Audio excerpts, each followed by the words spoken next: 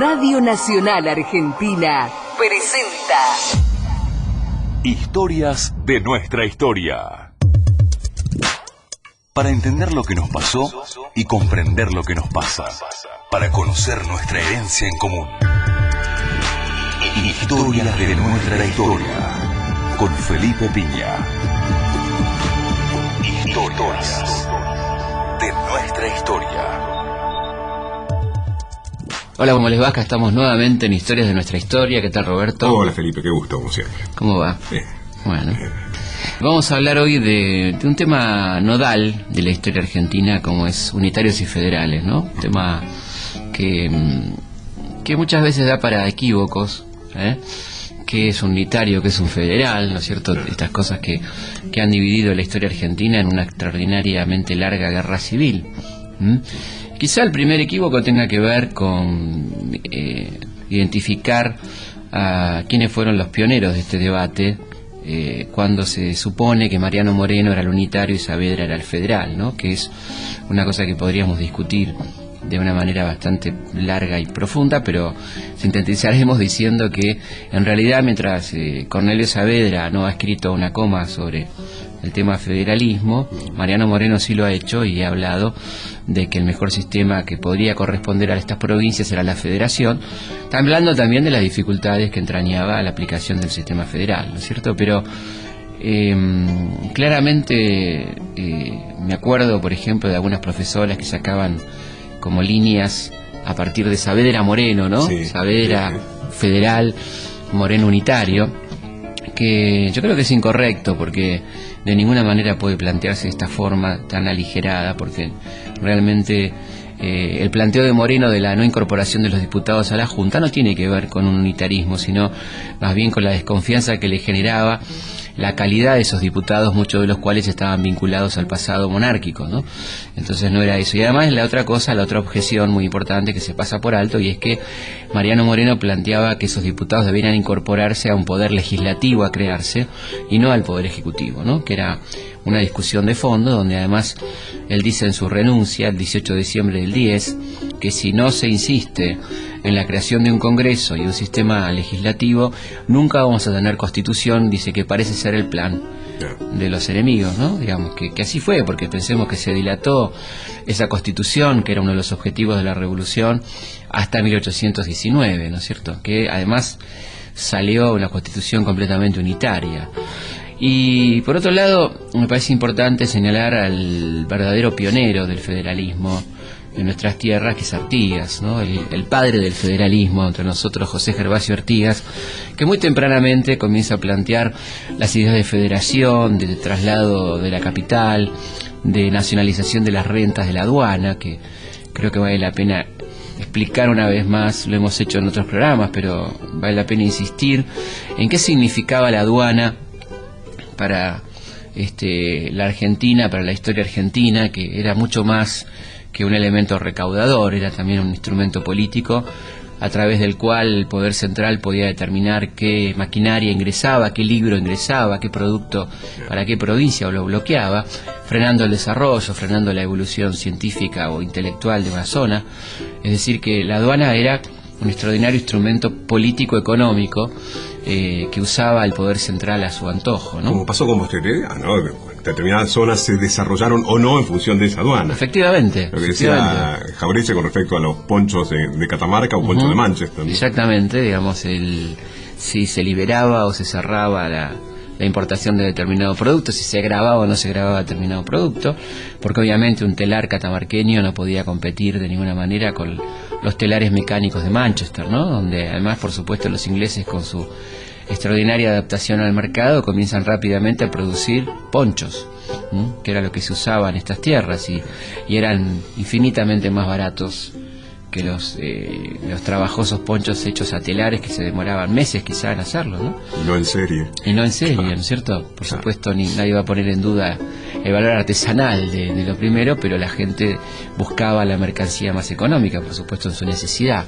Y decíamos entonces Artigas como el pionero del federalismo, el hombre que va a plantear su programa político en la Asamblea del 13, va a pretender hacerlo, las instrucciones a los diputados de la Asamblea del 13, que va a ser de alguna manera frustrada por la conducción alvearista de esa asamblea del 13, ¿no?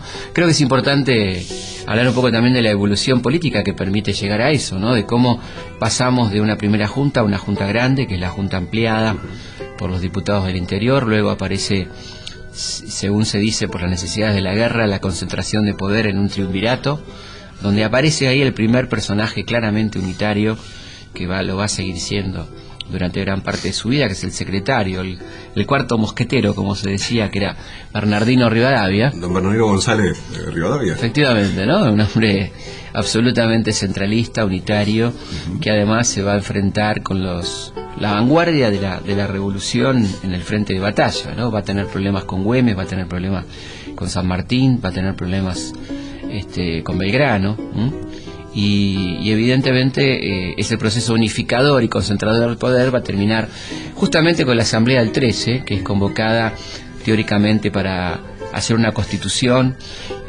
y determinar la declaración de la independencia, y que, manipulada muy hábilmente por el sector unitario, que está representado muy bien por Alvear, que era además un gran terrateniente, un representante de los intereses porteños, logra varias cosas a favor de este sector, ¿no? La primera es el rechazo a los diputados orientales, mandados por Artigas, los diputados del Protectorado de los Pueblos Libres, que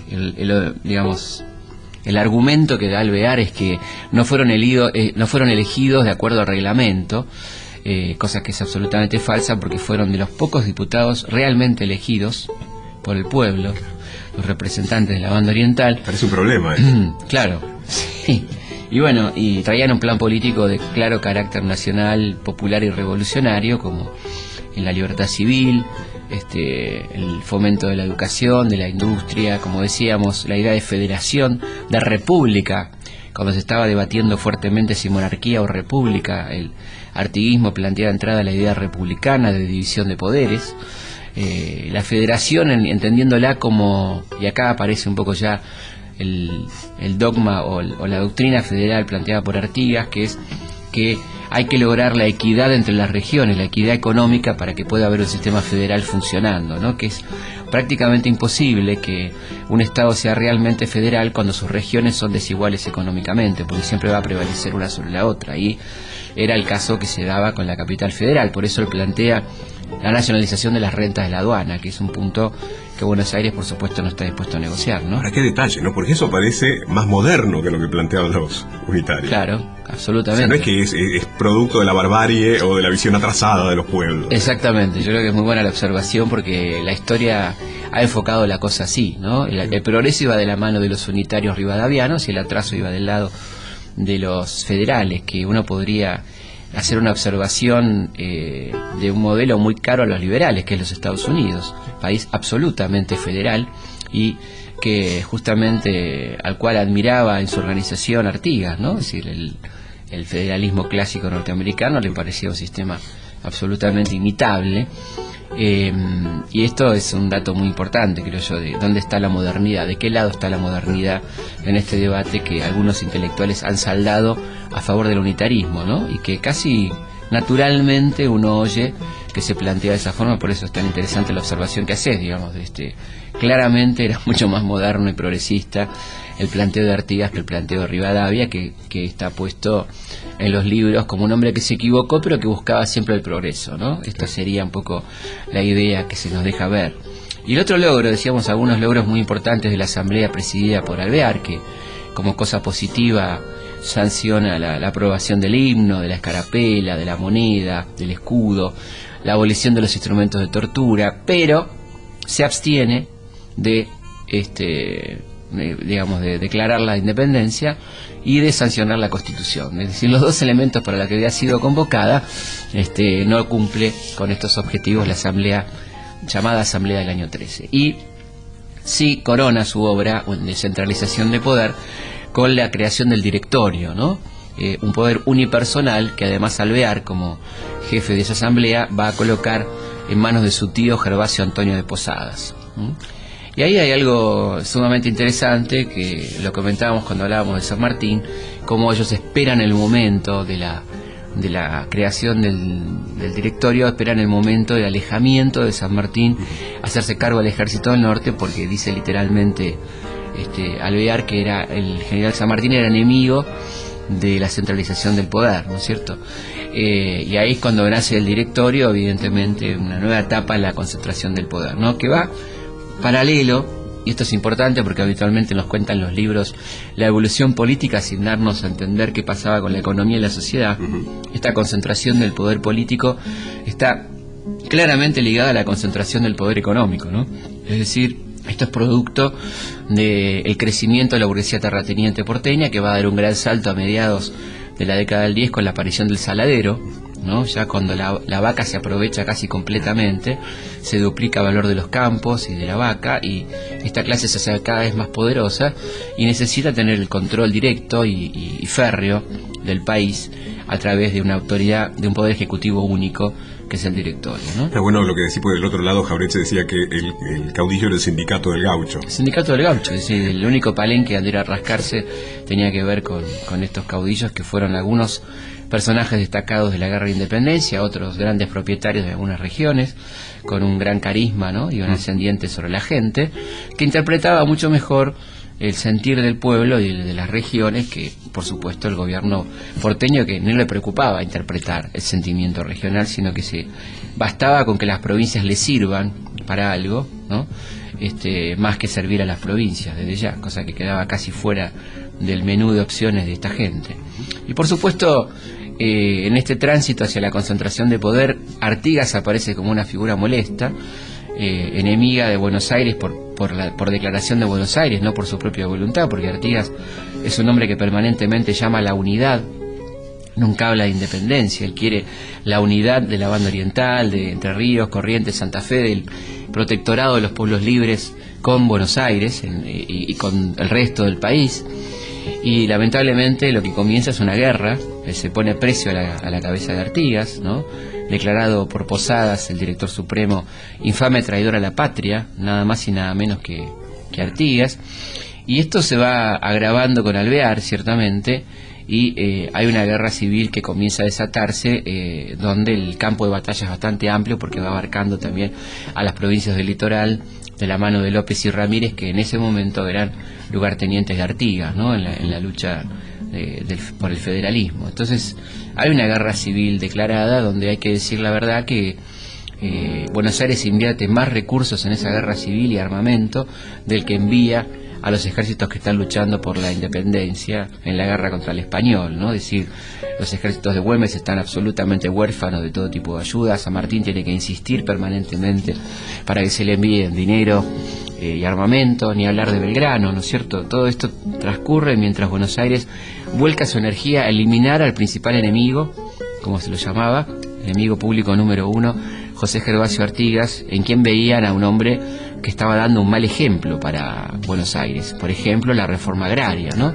La distribución de tierras entre los campesinos y todas estas cosas que va haciendo Artigas. Que eran tan atrasadas, por lo visto, para algunos, ¿no? Claro, tan atrasadas y tan bárbaras, ¿no? Es impresionante el odio que le tiene Sarmiento a Artigas, ¿no? Le dedica un capítulo entero, prácticamente, de uno de sus libros, a hablar de la barbarie artiguista y todo esto, donde claramente uno puede ver ahí efectivamente presencia de la modernidad, del progreso, ¿no? De que la gente le vaya bien, que la gente tenga su tierra, que la gente pueda prosperar. Bueno, todas estas cosas que nos parecen tan obvias, sí, y que efectivamente fueron denostadas durante tanto tiempo por la historia oficial, ¿no? Y que vote también. Que vote, efectivamente, que vote, que elija a sus representantes, porque decíamos, quizá valga la pena insistir, ¿no? Que los delegados a la Asamblea del año 13 son elegidos absolutamente a dedo, sin ninguna participación popular. Esto es una cosa realmente impresionante, ¿no? Bueno, y esta situación de unitarios y federales va a ir evolucionando hasta que Buenos Aires se siente con el suficiente poder, en 1819, como para sancionar una constitución, ¿no? La constitución unitaria del 19, que le da todo el poder a Buenos Aires y que transforma las provincias en estados satélites, y que de alguna manera, por supuesto, reafirma la apropiación de las rentas de la aduana, porque vale la pena recordar que la aduana, la recaudación de la aduana son rentas de carácter nacional, es decir, rentas que deberían distribuirse entre todas las provincias, porque la aduana es una entidad nacional, no es una entidad que tenga que ver con una administración local, ¿no? Entonces esta idea, ese clamor por nacionalizar la aduana, porque lógicamente, como ocurría en todos los países donde había un gobierno central, esa aduana estaba nacionalizada. Acá las rentas quedaban esencialmente distribuidas en lo que era el puerto y sus alrededores, ¿no es cierto? Obviamente la sanción de la Constitución del 19 lleva al agravamiento de la guerra civil, que termina finalmente con la batalla de Cepeda, ¿no? A comienzos de 1820, que es lo que se da a llamar la anarquía del año 20, la derrota del directorio, la caída del sistema directorial, y un poco cada provincia que se las arregle como pueda, ¿no? Aparece la etapa de las autonomías provinciales, así llamada, donde efectivamente cada provincia va a hacer su vida, va a sancionar constituciones, por su lado, la mayoría federales. No la que quiere Buenos Aires. No la que quiere Buenos Aires, se van consolidando caudillajes muy importantes en el interior, como el de López en Santa Fe, Ramírez en Entre Ríos, Artigas en la banda oriental, y obviamente toda esta zona bajo el protectorado de Artigas, que lamentablemente ya para el 20 va a empezar a decaer por los conflictos internos que se dan, y donde Artigas va a ser traicionado de alguna manera por López y Ramírez, en el Tratado del Pilar, donde lo dejan afuera, y lamentablemente hasta tenemos que ver una última batalla de enfrentamiento entre los jefes del litoral y el propio Artigas, que termina en el exilio artiguista, ¿no? Ese triste exilio de 30 años, 1820-1850, en el Paraguay.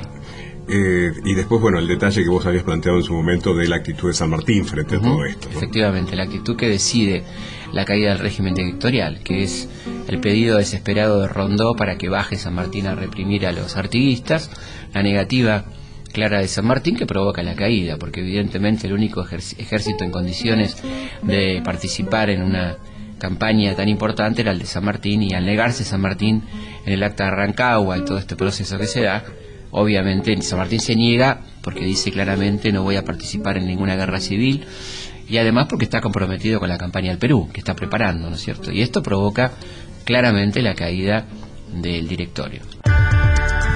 Nuestro país tiene historia. Cada historia. Bueno, hay un intento por parte del unitarismo de unificar el país bajo esta concepción, que es la convocatoria al Congreso Nacional de 1824, que va a concluir con la sanción de la Constitución Unitaria del 26, ¿no? Donde, entre otras cosas, se sanciona la ley de presidencia, que va a poner a Bernardino Rivadavia como nuestro primer presidente. Recordemos que el sillón de Rivadavia no es tal, porque Rivadavia presta su mobiliario para el amueblamiento de la presidencia. Cuando se va, se lleva también los muebles, incluyendo el sillón, así que el sillón de Rivadavia no es el sillón de Rivadavia. Pero volviendo un poco para atrás, Duró poco. Volviendo un poco para atrás, creo que una de las mejores explicaciones de qué entendemos por el federalismo está planteado en los debates de la Constitución, en la sesión del 29 de septiembre del 26, por una de las figuras más preclaras del federalismo argentino, que fue Manuel Dorrego. Vamos a escuchar qué decía Dorrego sobre el federalismo. Bajo el sistema federal, todas las ruedas ruedan a la par de la rueda grande. No sé que se pueda presentar el ejemplo de un país que, constituido bien bajo el sistema federal, haya pasado jamás a la arbitrariedad y al despotismo. Más bien me parece que el paso naturalmente inmediato es el del sistema de unidades al absolutismo o sistema monárquico. Perdón, eso es fundamental, en concordancia con lo que vos venías diciendo, ¿no? O sea, la modernidad pasa por el federalismo, la democracia pasa por el federalismo, la distribución de poder entre las distintas regiones del país, ¿no? Claro. Nuestra queja del gobierno peninsular, sigue diciendo Dorrego, ¿cuál era? El que todo lo teníamos que llevar a Madrid. Y yo pregunto, bajo el sistema de unidad, ¿no será cierto que todo o la mayor parte habrá que traerlo a la capital? Así, pues, en la opinión del que habla, en las provincias hoy representadas en Congreso, hay elementos para establecer la forma de gobierno representativo, republicano, federal. El sistema federal puede hacer nuestra felicidad, tanto más cuanto es un sistema más análogo a los sentimientos de todos, porque está más en contacto con el pueblo. ¿Y cuál es la base de un gobierno representativo? Véase qué piensa el mismo pueblo. Es mejor para el país, estrictamente hablando, aquel que la expresión sea del voto público y que esté más en contacto con el pueblo, o para hacer su felicidad, o para conocer los males que sienten y poderlos remediar. Qué grande, ¿no? Dorrego, impecable, una claridad absoluta y además desafiando, ¿no? Bueno, sí, ¿por qué no consultamos al pueblo, en definitiva? Que seguimos hablando en nombre de él, sin saber qué estamos diciendo, ¿no? Efectivamente, yo creo que, bueno, aquí está expresado el pensamiento federal más claro, y lamentablemente la Constitución que se va a sancionar no va a tomar muy en cuenta lo dicho por Dorrego y va a ser nuevamente centralista, unitaria, y va a desencadenar graves problemas, ¿no? El intento de presidencia de Rivadavia nace muerto prácticamente. Es una presidencia sin ningún tipo de popularidad ni sin ningún tipo de apoyo provincial. Además se da en el contexto de la guerra con el Brasil, ¿no es cierto? Una guerra que tiene que ver con las ideas expansionistas de Brasil y la ocupación de parte de la banda oriental. Y bueno, esto va a terminar en un desastre y la huida de la renuncia y la huida de Rivadavia, llevándose, como dijimos, el sillón a su casa y luego al exilio seguramente, ¿no? Y le va a caer el gobierno del país nuevamente desintegrado y transformado en autonomías provinciales a Manuel Dorrego, ¿no? Este gran federal que va a hacer un notable gobierno, de poco tiempo ciertamente, un gobierno federal, un gobierno de buenas relaciones con las provincias, un gobierno que va a suspender el pago de la deuda externa contraída por Rivadavia por considerarla ilegítima. Y bueno, ¿sabes qué?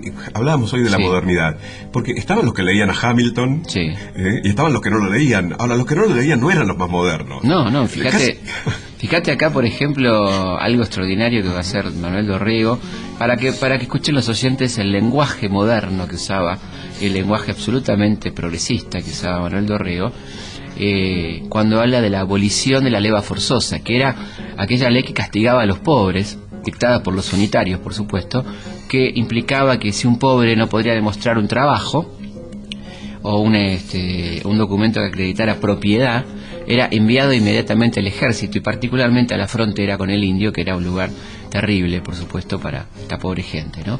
Esto es lo que escribe Manuel Dorrego. Buenos Aires, agosto 20 de 1827.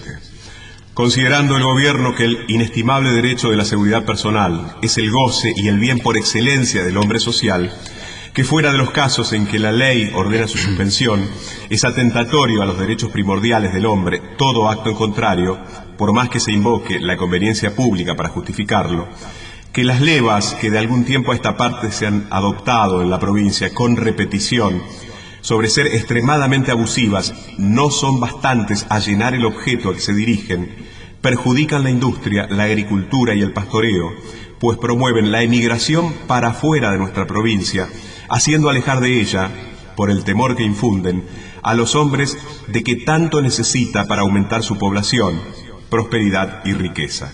Y finalmente desmoralizan y humillan al pueblo a fuerza de acostumbrarlo a presenciar actos de violencia que degradan la majestad de las leyes y predisponen los ánimos al abatimiento que siempre fue precursor de la servidumbre. Y persuadido el gobierno que solo casos de un orden y urgencia muy extraordinaria y momentánea pueden hacer que no se encuentren otros medios que la suplan. Impresionante, ¿no? Servicio militar obligatorio, la leva para los pobres, y bueno, es interesante esto, ¿no? Ver el lenguaje que usaba Manuel Dorrego, de quien nos hemos ocupado muchas veces y sabemos que fue derrocado por un miserable golpe de Estado planeado por Rivadavia, como dice muy bien San Martín, que responsabiliza directamente a Rivadavia y al grupo rivadaviano por este golpe de Estado que tiene como cabeza ejecutora a Juan Lavalle, pero que evidentemente era una espada sin cabeza, como decía su conocido, no sé si amigo, pero por lo menos conocido Echeverría, ¿no? Claro. Y fue un drama, ¿no? Ciertamente este crimen de lesa humanidad, ¿no? De Dorrego, de un hombre tan noble que inclusive en sus últimas cartas no pide venganza, sino pide que se tranquilicen los ánimos, ¿no? Algo realmente impresionante. Y bueno, además es importante recordar lo que va a ocurrir después del asesinato de Dorrego con la elección de Lavalle, ¿no? Y una cosa que vos habías señalado como recurrente en la historia argentina, que determinados planes antipopulares no cierran sin represión. Efectivamente, o sea, esto es claramente así, ¿no? Es decir, el gobierno popular de Dorrego fue derrocado por el poder concentrado, que lo veía como un personaje molesto, ¿no? Y que había que sacárselo de encima. Y tiene todas las características de un golpe de Estado, el golpe de diciembre del 28, ¿no? Una embajada ahí conspirando, como la embajada inglesa, periodismo haciendo su campaña, Dorrego gran defensor de la libertad de prensa, y esta conspiración de los militares que vuelven de la guerra, que son trabajados por estos sectores unitarios, Salvador María del Carril, Rivadavia, todo está Agüero, los grandes ideólogos del asesinato de Dorrego. Mirá qué interesante lo que dice Sarmiento en su Facundo sobre Dorrego. Dorrego estaba de más para todos, para los unitarios, que lo menospreciaban, para los caudillos, a quienes era indiferente, para Rosas, en fin, que ya estaba cansado de aguardar y de surgir a la sombra de los partidos de la ciudad, que quería gobernar pronto, incontinenti. En una palabra, pugnaba por producirse aquel elemento que no era, porque no podía serlo. Federal, en el sentido estricto de la palabra, aquello que se estaba removiendo y agitando desde Artigas hasta Facundo. Tercer elemento social, lleno de vigor y de fuerza, impaciente por manifestarse en toda su desnudez, por medirse con las ciudades y la civilización europea. Lo que Lavalle hizo fue dar con la espada un corte al nudo gordiano en que había venido a enredarse toda la sociabilidad argentina. Dando una sangría, quiso evitar el cáncer lento, la estagnación. Poniendo fuego a la mecha, hizo que reventase la mina por la mano de unitarios y federales, preparada de mucho tiempo atrás. La claridad de siempre, ¿no? Sí. Domingo Faustino no tiene ningún problema en decir las cosas, y bueno, ahí le asiste cierta razón en lo que dice, ¿no? Efectivamente lo que va a ocurrir es que Lavalle va a desatar una sangría, y es muy interesante hablar de lo que fue el periodo de terror unitario que se pasa por alto, que son aquellos meses en los que gobierna Juan Lavalle, electo por una minoría, gobernador de la provincia de Buenos Aires después del golpe de Estado que termina con la vida de Dorrego, y comienza una verdadera persecución de federales, donde hay aproximadamente 4.000 muertos, de lo que de ninguna manera da cuenta la historia oficial, sino que los muertos siempre corresponden al periodo rosista, ¿no es cierto? Y esto, fíjate vos que lo dice un unitario, un hombre muy simpatizante con los unitarios, que es Paul Grusac, ¿no? Fíjate lo que dice del gobierno de Lavalle, cómo lo califica, ¿no? La corta dictadura militar de Lavalle suministra casos aislados de todos los abusos y delitos oficiales que la tiranía de Rosas practicaría como régimen. El terror esporádico de los unitarios anunció el endémico de los federales, y no es fácil apreciar en qué proporción el primero sea responsable del segundo. Delaciones, adulaciones, destierros, fusilamientos de adversarios, conatos de despojo, distribución de los dineros públicos entre los amigos de la causa. Se ve que Lavalle, en materia de abusos, y aparte su número y tamaño, poco dejaba que innovar a su sucesor. Bueno, muy clarito también. Acá están los unitarios, los salvajes unitarios, definido por un hombre que simpatiza con ese partido y con la gente que lo representaba, ¿no? Digamos, una situación que va a preparar lo que viene después, que de ninguna manera justifica lo que viene después, sino que me parece que es importante poner en juego lo que fue el terror unitario, que habitualmente se pasa por alto, ¿no? Porque había uno solo para algunos. Claro, para algunos hay uno solo, que es el terror rosista, así llamado, dejando de lado todo el horror de los salvajes unitarios, como con toda justicia se lo llamaba. ¿Sabes qué me hace acordar? ¿Viste cuando se habla de la segunda tiranía? Parece que en la primera, el Estado precedente no fue la democracia y la paz. Claro, digamos, es muy importante tener en claro esto, ¿no? En qué condiciones y en qué, a qué punto llegamos. Por ejemplo, cómo era la prensa unitaria, ¿no? ¿Qué aconsejaba la prensa unitaria? Que le va a sonar a cierta prensa que anda dando vuelta por ahí. Vamos a leer qué decía el Pampero, el vocero de los unitarios, en cuanto a la represión que desató Lavalle contra los federales después del asesinato de Dorrego.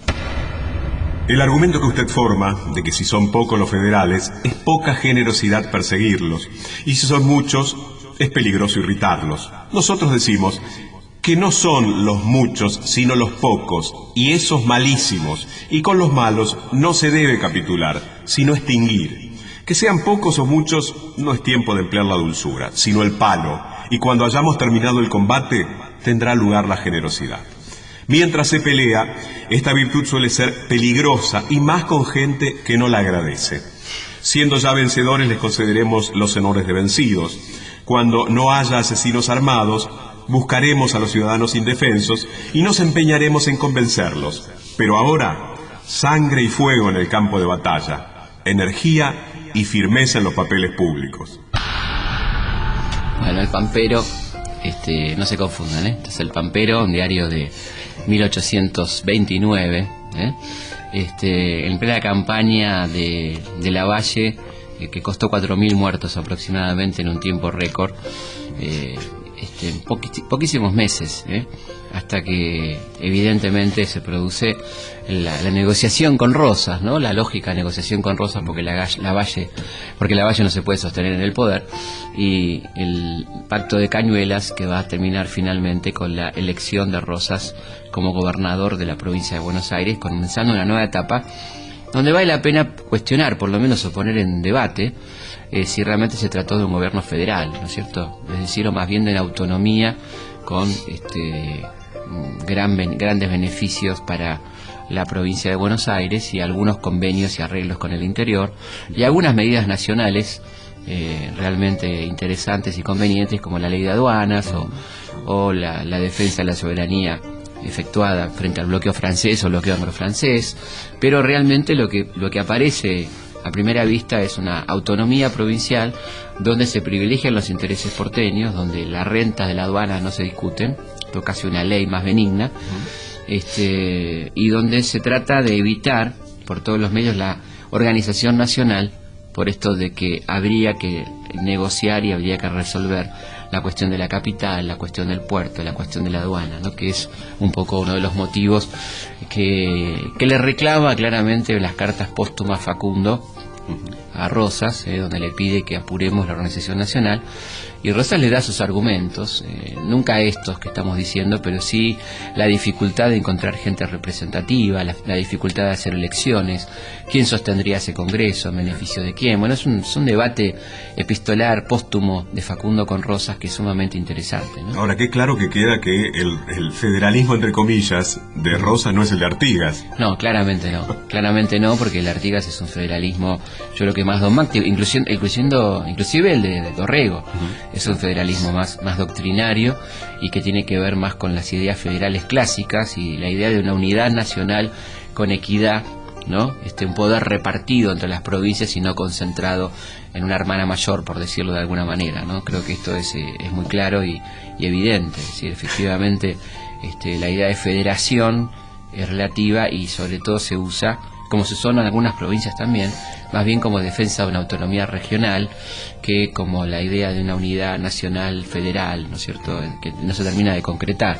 Hay buenas relaciones con los caudillos, digamos, con algunos caudillos, pero no se llega a concretar esta unidad de un sistema de federación que reparte equitativamente los recursos a nivel nacional, por ejemplo, ¿no? Sí, está bueno que lo recuerdes en mayo, esa es la idea de la hermana mayor, porque es lo que sale, digamos, en el cabildo. Claro, efectivamente, ¿no? Es uno de los recursos que aparecen ahí. Llegó la hora del concurso. Presta atención a la consigna. Podés llevarte históricos premios. Escríbenos a historias@radionacional.gov.ar. Vamos a dar el nombre de la ganadora.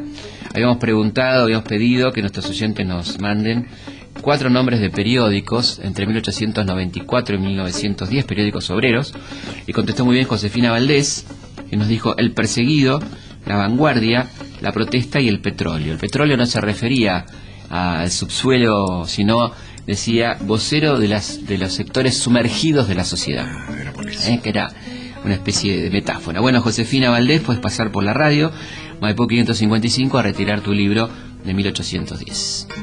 Bueno, la pregunta de hoy es ¿cuándo se firmó el Pacto de Cañuelas entre Rosas y Lavalle? ¿Y qué establecía ese pacto en términos generales? ¿Cuándo se firmó el Pacto de Cañuelas y qué establecía en términos generales? Nos escriben a historias@radionacional.gov.ar. y el premio es un libro 1810. Bueno, quiero agradecer muy especialmente a toda la gente que nos acompañó en la presentación del libro, en la Feria del Libro, el domingo. Muchísima gente, muchísimas gracias a todos, y algunos de ellos oyentes de Nacional, así que muchas gracias por acompañarme y fue un placer poder vernos y empezar a conmemorar también el bicentenario juntos. Dudas, sugerencias, comentarios. Comunicate con Historias de nuestra historia a través de nuestro mail. historias@radionacional.gov.ar. Bueno, y toda esta historia podría desencadenar de alguna manera en lo que fue la Constitución Nacional, ¿no? Terminado el periodo rosista, derrocado Rosas, invocando un argumento federal, porque de alguna manera Urquiza, cuando se subleva contra Rosas, le pide la devolución de las atribuciones de Entre Ríos a las relaciones exteriores, ¿no? Es decir, reasume las relaciones exteriores de la provincia de Entre Ríos, derivadas en Buenos Aires, y acepta la renuncia de Rosas y reivindica la libre navegación de los ríos y la posibilidad de su provincia de tener cierta libertad comercial que estaba coartada de cierta forma por el bloqueo o el manejo que hacía Buenos Aires de la navegación de los ríos Uruguay y Paraná. Derrotado Rosas, la Constitución Nacional, que de cierta forma se consagra en el 53 y que es una constitución que se proclama como representativa, republicana y federal, va a tener evidentemente una gran dificultad de aplicación, ¿no? El primer tema que habla del problema de entender el federalismo por parte de Buenos Aires es la inasistencia de Buenos Aires a ese Congreso, ¿no? Si Buenos Aires no está presente en el Congreso General Constituyente, y luego pedirá reformas para aceptar la Constitución, que son la del 60, que le van dejando algunas libertades y mantenimiento de ciertos privilegios a Buenos Aires, como todavía son las rentas aduaneras, que tardarán hasta el 80 prácticamente para socializarse, y la cuestión capital, que sigue siendo un debate para no separarla de la provincia de Buenos Aires, ¿no? O sea, que no era solo Rosa lo que le molestaba. No, desde ya. Además, queda demostrado que ese predominio porteñista que denunciaban algunos opositores unitarios, caído Rosas, va a seguir al punto tal y extremo de que derrocan a Urquiza y aíslan del país al Estado de Buenos Aires, armando un Estado aparte, que es el Estado de Buenos Aires, con el predominio de Alsina, de Mitre, en este periodo de la secesión nacional. De manera tal que uno podría decir, sin ánimo de concluir, sino de seguir pensando en el tema, que el país es federal, pero que en la práctica es un país muy unitario, donde sigue habiendo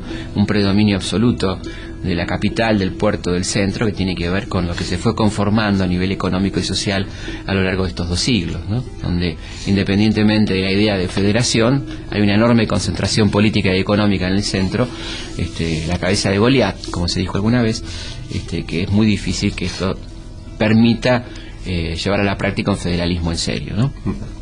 Bueno, estamos llegando al final del programa. Se nos pasó muy rápido, como siempre. Sí, sí, pero entendimos todo. De lo que estamos de este lado, bueno, me alegro, todo, me alegro. Muchas gracias por todo y gracias a ustedes por estar ahí. La identidad de un país se ve en su historia.